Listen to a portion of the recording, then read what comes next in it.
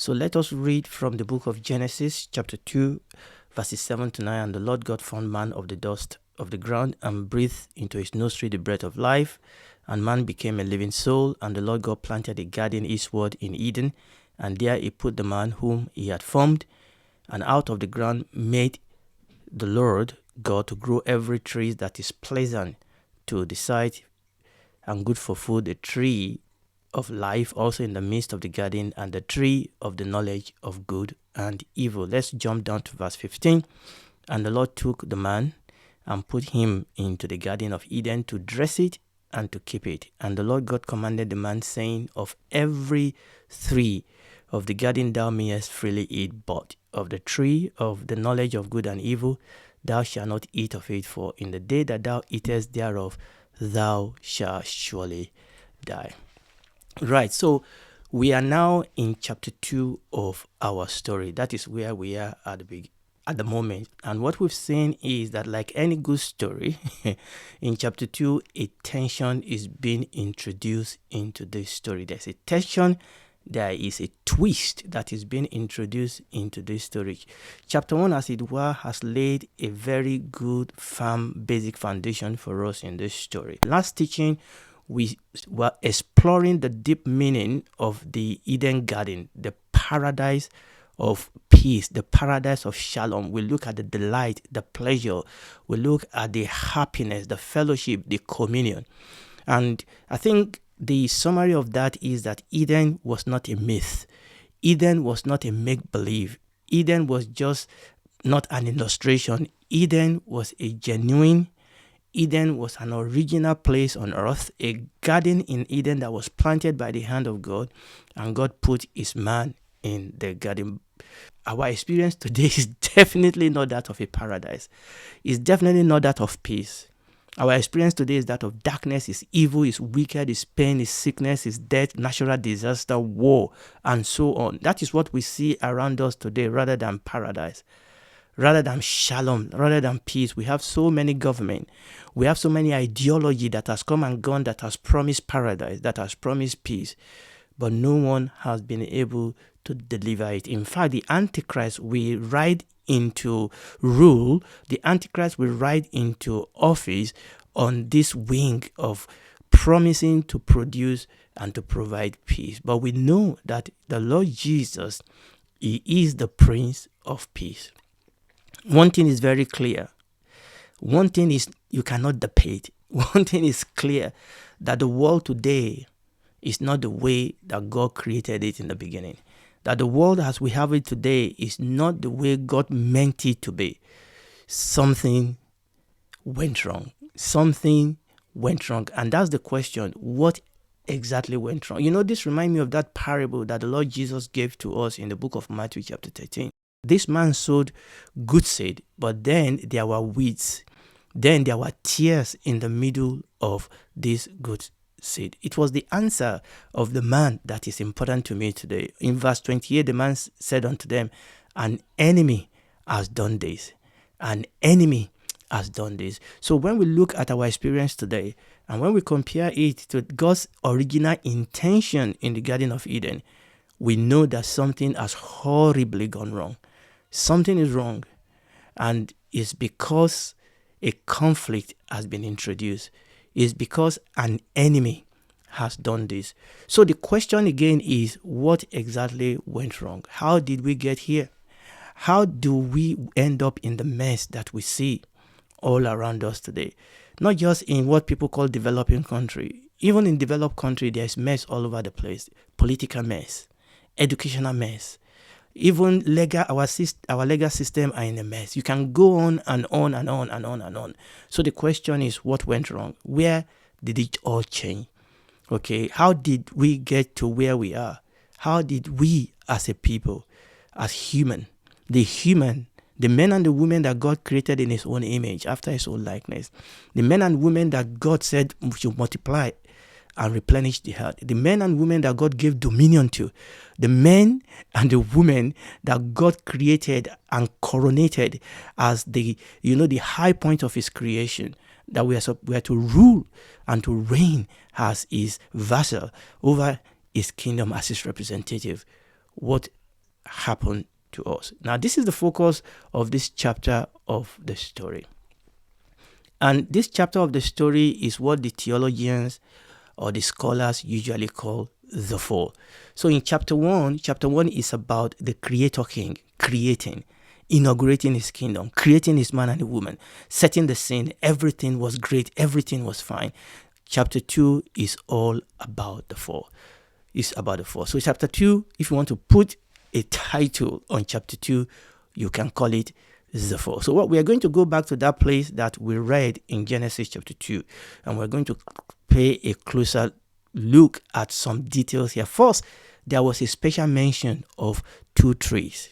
But when the Bible talks about the tree of life, it kind of talks about the tree of life alongside other tree. It said that verse 9 says, and out of the ground made the Lord God to grow every tree that is pleasant to the sight and good for food, the tree of life also in the midst of the garden. So the tree of life was just part of other tree, but it was mentioned, and you can see it was mentioned as sort of like a representative of the other trees. So, and the tree of life also in the midst of the garden. But the Bible did make a special mention of this tree of life. And then the Bible make a special mention of the tree of the knowledge of good and evil. It's not the tree of good and evil, it's the tree of the knowledge. It's the tree of knowledge of good and evil. So those are the 2 trees that were specially mentioned. But notice at this stage in the story that the tree of life is the tree that is mentioned to be in the midst of the garden. So let's put that back again, because I want you to see this, because this is very, very important. I want you to see that he said, and verse 9, and out of the ground made the Lord God to grow every tree that is pleasant to the sight and good for food, the tree of life also in the midst of the garden. So at this particular point, it is the tree of life that is mentioned to be in the midst of the garden. And by inference, it is one of those trees that is pleasant to the sight and one of those trees that is good for food. So I want you to see that at this particular junction, it is the tree of life that is said to be in the midst of the garden. But I want you to see something that is really interesting. We are going to read Genesis chapter 3, and we're going to read verses 2 and 3. Genesis chapter 3, verses 2 and 3.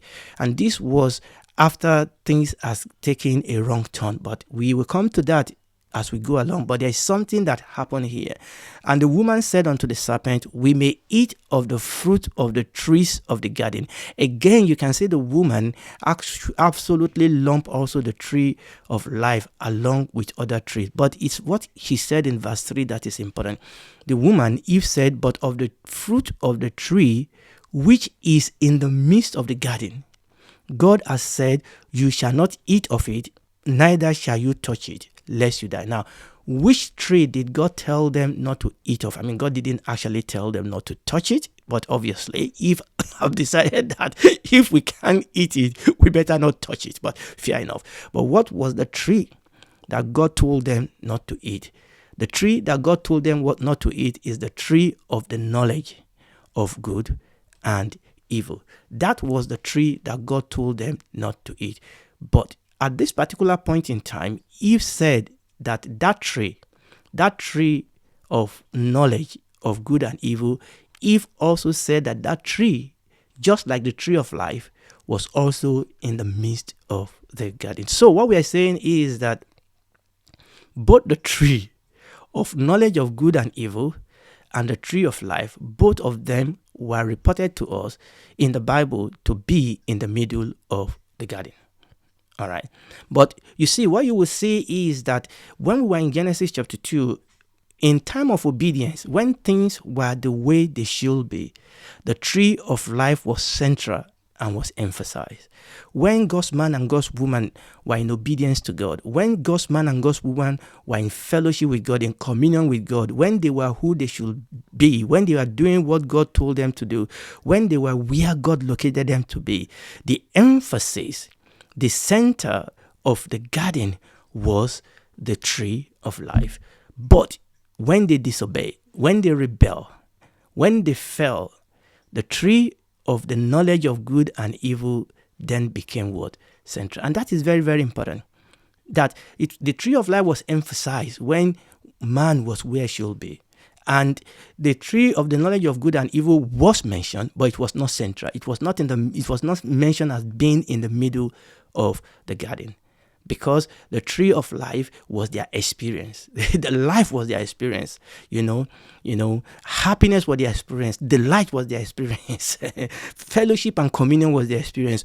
But as soon as they turn away from God, then the tree of the knowledge of good and evil was emphasized as being central. And I believe that this is really, really very important for us to understand. And where we are, where we should be, when we are doing what God tells us to do, when we are obeying God, and when we are following God, then we experience life. Then the life of God will be our portion. The Bible says that the thief comes not but for to steal and to kill and to destroy, but I have come that they might have life and they might have it abundantly. When Jesus is Lord of our life, and we are following him and we are obeying him and we are seeking first the kingdom of God and his righteousness, we will begin to experience that life. Even though we dwell in the midst of the valley of shadow of death, even though we are walking through the valley of shadow of death, our experience will be that of life.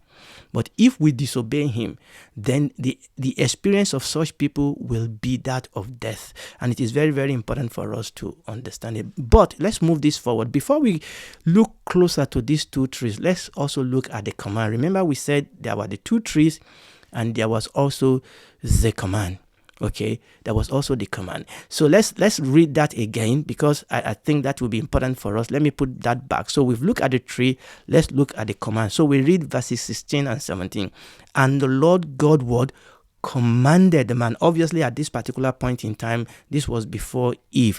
But this command given to Adam is also by inference the command given to Eve, because like we read in chapter 3, Eve also was aware of this command. He told the serpent that God told us not to eat it, even though she added that God told us not to touch it. Now verse 16 again, Genesis chapter 2, and the Lord God commanded. The word commanded is very important.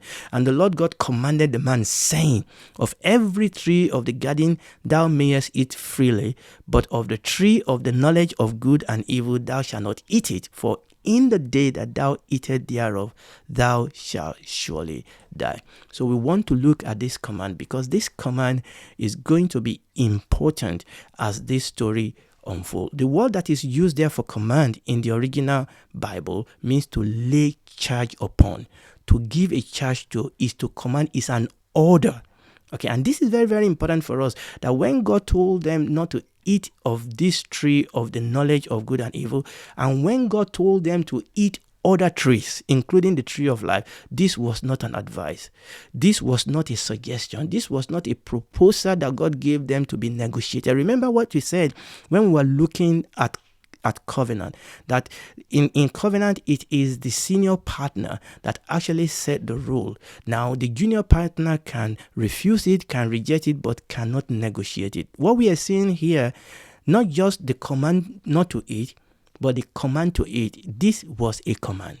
Okay, and it's not just the command not to eat, and it is important for us to understand that the command is two-pronged. There is a command to eat, and there's a command not to eat. It was not an advice.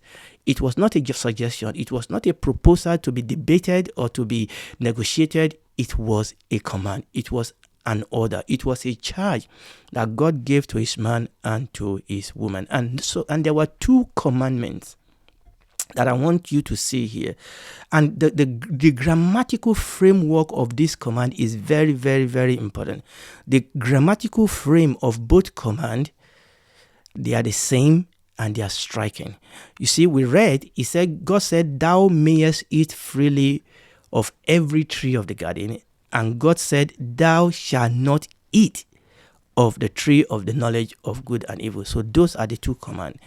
But actually, in the original word, in the original, language of the Bible, the grammar of those two words are very, very important, because it is what the scholar call infinitive absolute. In other words, there is a great force behind these two commands. They call it infinitive absolute. Here, it expresses the intensity or certainty of that which God is telling them to do or not to do.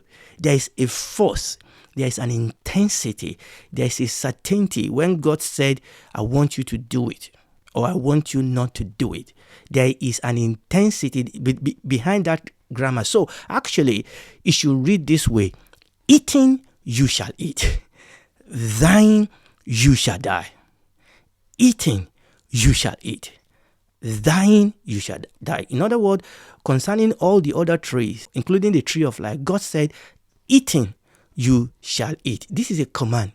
There is an intensity, there is a force, there is a certainty behind it. Eating, you shall eat of all this. And then when it comes to the tree of the knowledge of good and evil, God said, don't eat it, because if you eat it, dying, you shall die. What God is saying is that this is inescapable. This is binding. Okay, it is binding, it is inescapable. For you, it is binding for you to eat of the trees, other trees, and of the tree of life. That is binding. That is inescapable. And when you eat those, you will experience life. But it is binding and inescapable also that if you eat of the tree of the knowledge of good and evil, it is inescapable. It is binding that you will die. Dying, you will die. Now, obviously, we are going to come back to this dying, you will die, that God told Adam and Eve. But what I want you to see is the intensity here. It is, and Adam had that. Adam knew that. Adam understand this intensity. God was passing a message across to Adam. And this is important because this is a language of covenant. We are not going to go back to what we said. Adam and Eve, they were in a covenant relationship with God. And the language that we are hearing here is a language of covenant. It's a language of intensity. It's a language of finality, of absolute. Like we said, we call it infinitive absolute. It expressed intensity or certainty of what God was saying. Eating, you will eat.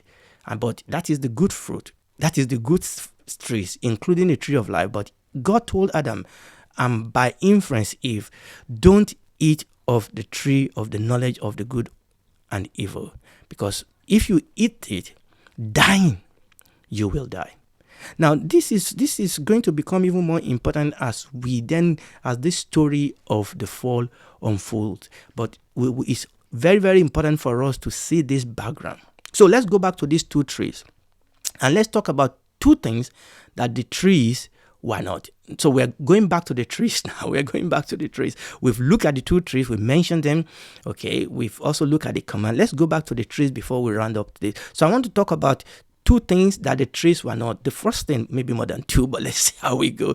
The trees of the knowledge of good and evil was not an apple tree. So let's get that straight, because you get all these weird things that people talk about. The tree of the knowledge of good and evil was not an apple tree. The Bible didn't tell us what type of tree it is. This whole idea that Adam and Eve ate an apple rests solely on a Latin word play. I'm not going to go into the detail of that.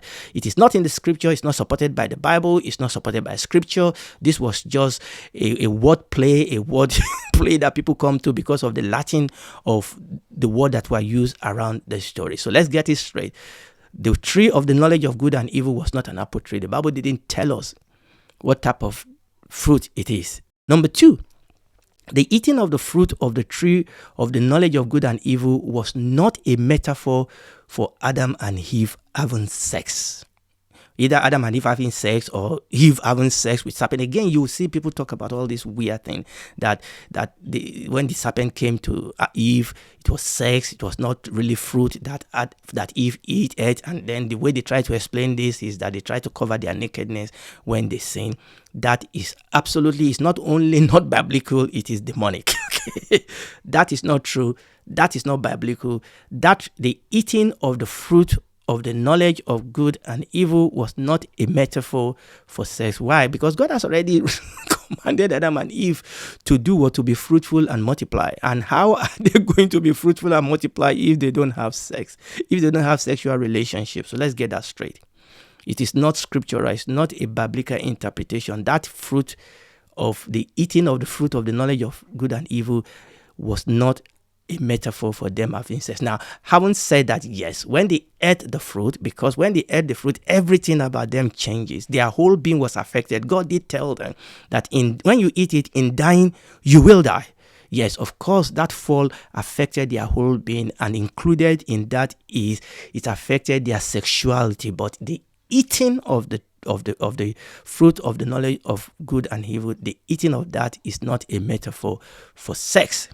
Now let's look at third one. So it's not two. We are looking at three things that the tree was not. Now the fruit themselves, the fruit of the tree of life and the fruits of the tree of the knowledge of good and evil, the fruit themselves do not have magical power of their own. Now this is very, very important.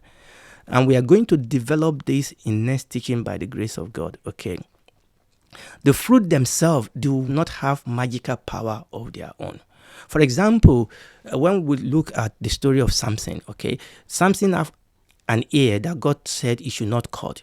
Okay, that ear by itself does not have a magical power, but it was representing, isn't it, the power of God in the life of Samson. Samson's power was not an ear power. Samson's power was God's power. But yes, the ear on Samson's head was a representative, was a symbol of the power of God, of the call of God, of the hand of God, of the glory of God upon Samson's life. And yes, when Delilah did shave the ear, Samson lost the power. But the power is not in that ear. The ear was representing a call. The ear was representing what? Obedience. Just the same way that these three are representing something, and we are going to go into that by the grace of God. But it is enough for us to establish here today that, look, the fruit themselves do not have a magical power.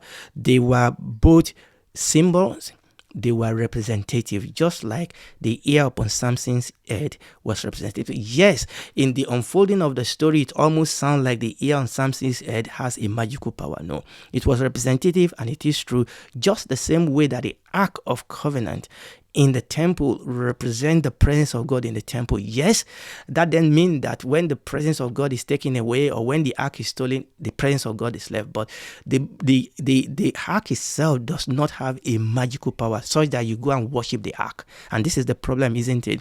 And this is one of the reasons when Moses died, God did not allow people to know where Moses was buried, because we all have a tendency to make idols out of things that God has anointed, to flow through. And this is very, very, very important for us to understand. Yes, these two trees, yes, they were important, but it's not because they somehow confer power in and by themselves. This is what I'm saying.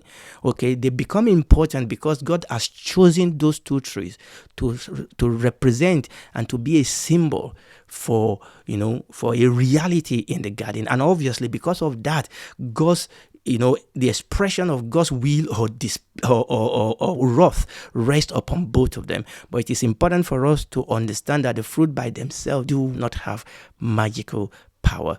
They were symbols. They were representative. But what were they symbols of? What are they representative of? We will pick up on that the next teaching by the grace of God. And if you are listening to me today, I want you to know that it's a fact that God so loved the world that he gave his only begotten son. It's a fact that Jesus came into this world just over 2,000 years ago. And it's a fact that he did something for you that nobody else can do for you. He died for you so that he can redeem you. He can get you out of the destruction, out of the trap of darkness and evil of this world. You know where we started with today? This world is not what God created. It is in darkness, it's in evil. This world is one giant prison yard, one giant slave market. But Jesus came, enter into that market so that he can get you out. But actually, he cannot get you out without your consent, without you, agreeing with him to take your place. So you can come to him today and say, look, nobody can help me. Nobody can deliver me. And I'm not talking about the fact that you may be rich, you may be comfortable, you may be beautiful, you may be handsome, but the truth is that all have sinned and fallen short of the glory of God, and we are under wrath. And the only way out of this is to accept Jesus Christ as your Lord and Savior. If you do that straight away, it will be your Lord, and it will be your friend for the rest of your life. And when this is all over, you can spend eternity with him in the new heaven and new earth. Do it today.